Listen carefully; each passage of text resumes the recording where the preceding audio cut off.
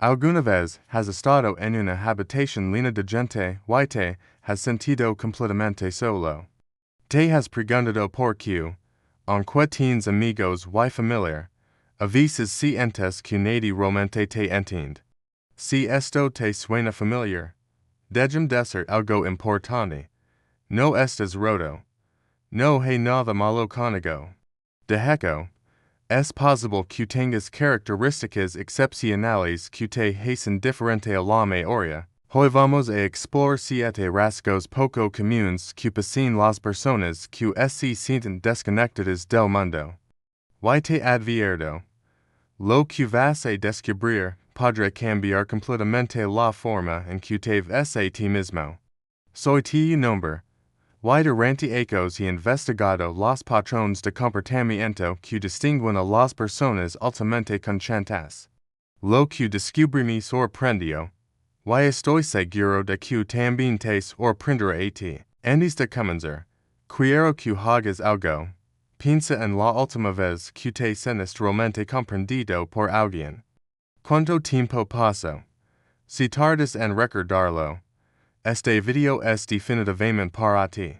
El primer rasgo es la hypersensibilidad emocional. Why no? Esto no es una debilidad, como muchos creen. Las personas con este rasgo no lo sienten sus propias emociones intensamente, sino que también absorben las emociones de quienes las rodean, como si fueran esponjas. Entras una habitación y puedes sentir la tensión en el aire, aunque nadie haya dicho una palabra. Ves una película y te quedas pensando en ella durante días, sintiendo el dolor de los personajes como si fuera tuyo. Un estudio publicado en el Journal of Personality and Social Psychology reveló que aproximadamente el 20% de la población posee este nivel elevado de sensibilidad sensorial. Estas personas procesan la información de manera más profunda y son más conscientes de las sutilezas en su entorno. Pero aquí está el problema. Vivimos en una sociedad que valora la dureza emocional. Nos dicen que somos fuertes, que no nos tomamos las cosas personalmente, que tengamos piel gruesa. Para una persona hypersensible, esto es como pedirle a alguien que deje de respirar tan profundamente. Esta sensibilidad te hace sentir desconectado porque la mayoría de las personas no experimentan el mundo con la misma intensidad que tú. Mientras otros pueden sacudirse una crítica o un comentario hiriente en minutos, te lo analizas, lo sientes, lo procesas durante días.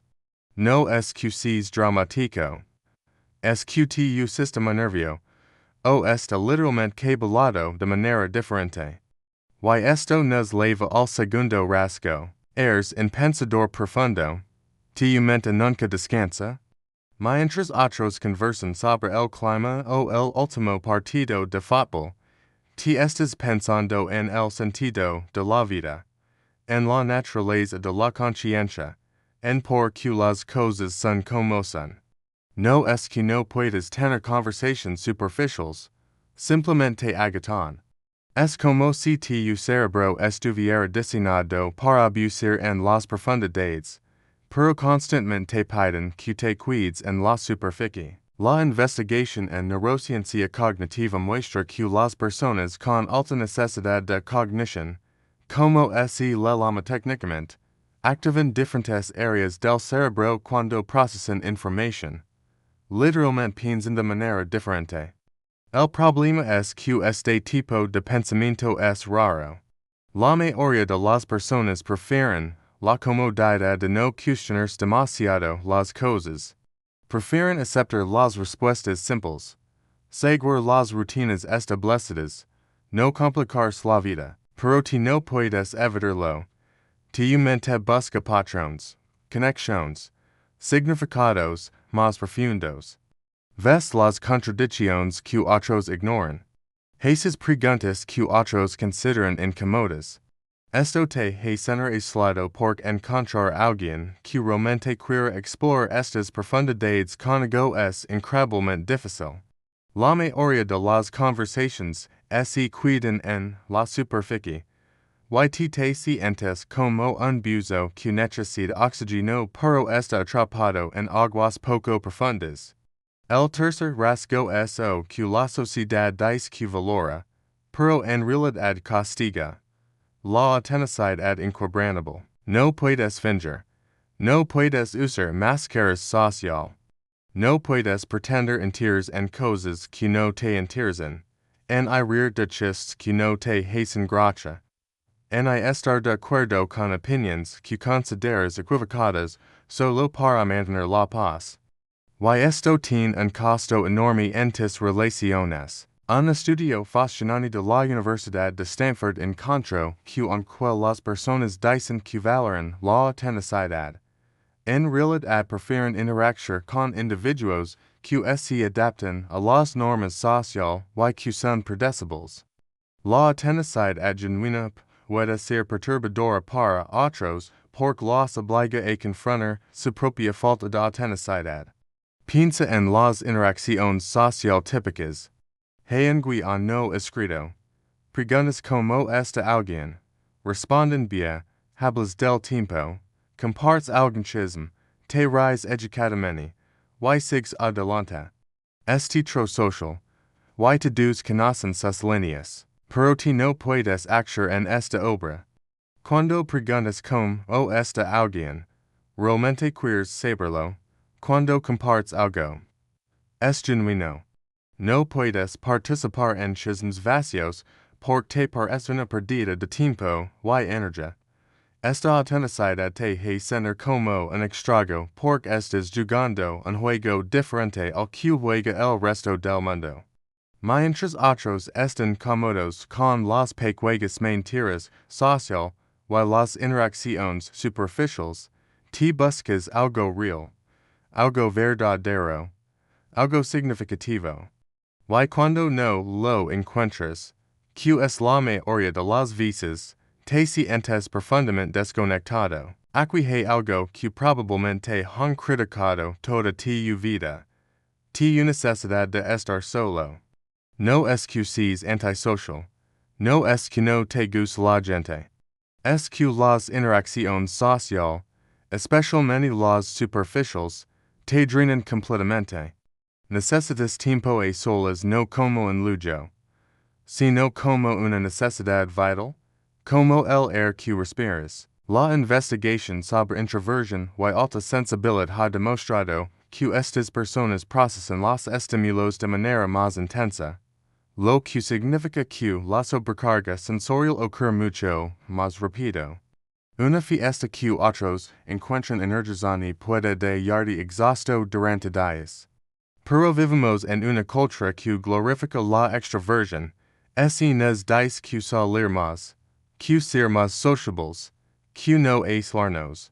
Interpreta tu necesidad de soledad como un problema a resolver en lugar de una característica natural de tu personalidad. Entonces, que haces?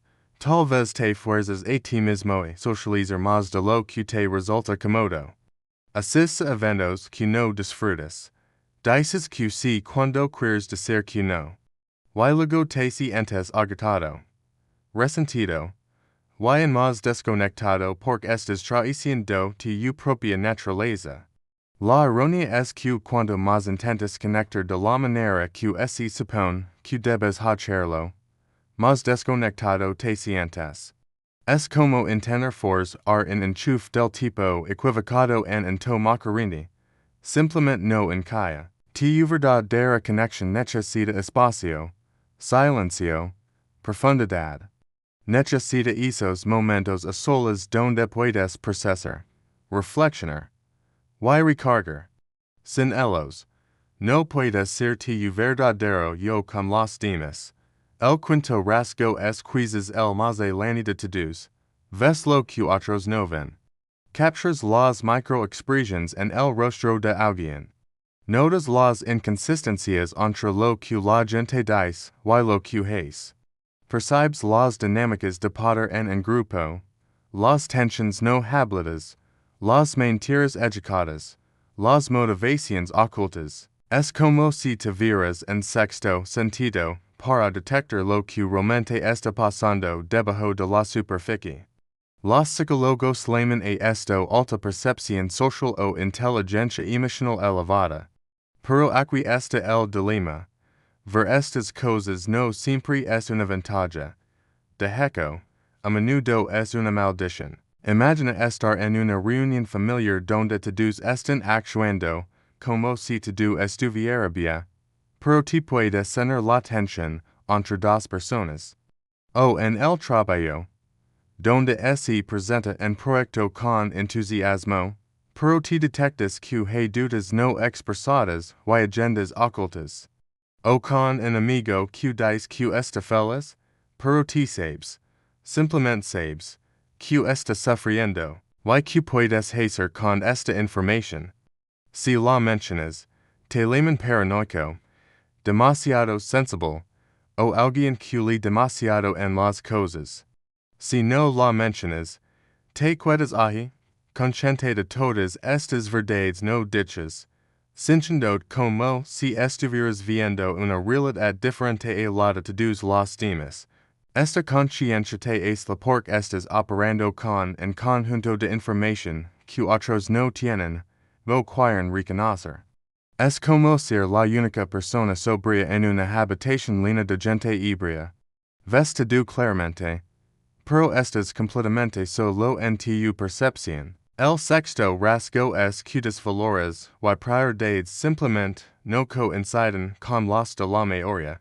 Mientras otros persiguen el éxito convencional, el estatus, la acumulación de riqueza, o la aprobación social, te estás buscando algo completamente diferente.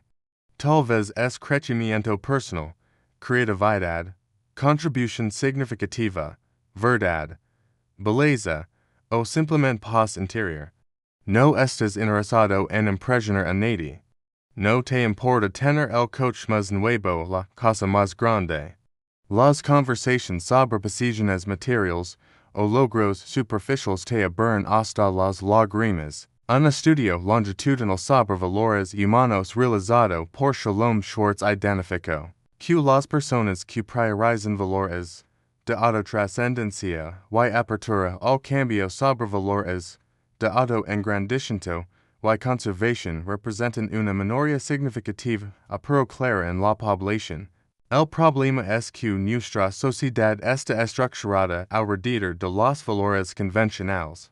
Las conversaciones casuales giran en torno a ellos. Los logros se miden con ellos.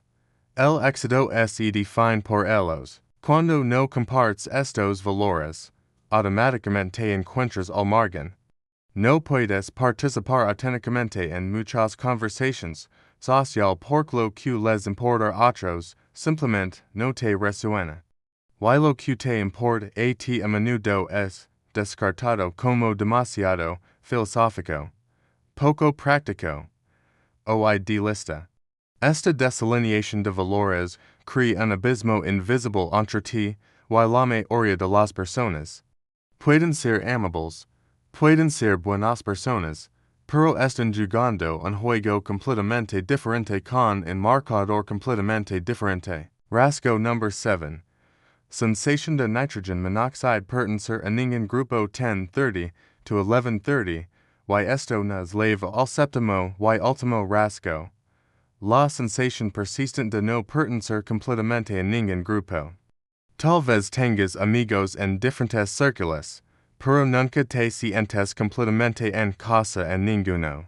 Con un grupo, puedes ser demasiado intelectual, con otro, demasiado emocional, con otro más, no lo suficientemente ambicioso, o demasiado cuestionador, o no lo suficientemente convencional. Te encuentras editando diferentes partes de ti mismo dependiendo a con quién estés, no porque seas falso, sino porque ningún grupo puede contener la totalidad de quién eres.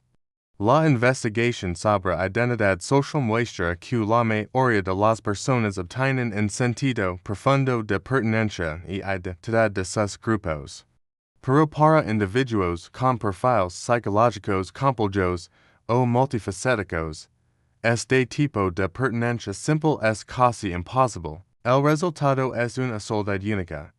No es la soledad de estar completamente solo, sino la soledad de estar rodeado de personas, y encender que nadie te ve completamente, que nadie te entiende en tu totalidad.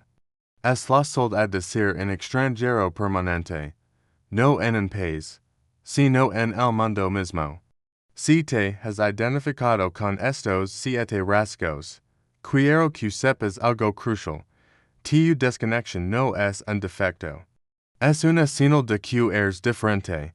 Sí, pero diferente no significa inferior. Puede que te lleve más tiempo encontrar tu tribu, pero cuando lo hagas, esas conexiones serán más profundas y más reales que las que la mayoría de las personas experimentan en toda su vida. Mientras tanto, honra tu naturaleza, dejada entender encajar en moldes que no fueron diseñados para ti. Tu sensibilidad, tu profundidad, tu autenticidad, tu necesidad de soledad, tu percepción aguda, tus valores únicos, y tu sensación de no pertenecer no son problemas a resolver. Son señales de una conciencia más elevada. Son regalos, aunque a veces no lo parezcan. El mundo necesita personas como ti, ahora más que nunca. Personas que sienten profundamente, que piensan críticamente, que ven claramente, y que se niegan a conformarse con la superficialidad. Eres raro. Sé raro. El mundo tiene suficientes personas comunes. Gracias por escuchar. Si este video sonó contigo, compártelo con alguien que también podría necesitar escuchar esto. Y recuerda, no estás solo en tu soledad. Nos vemos en el próximo video.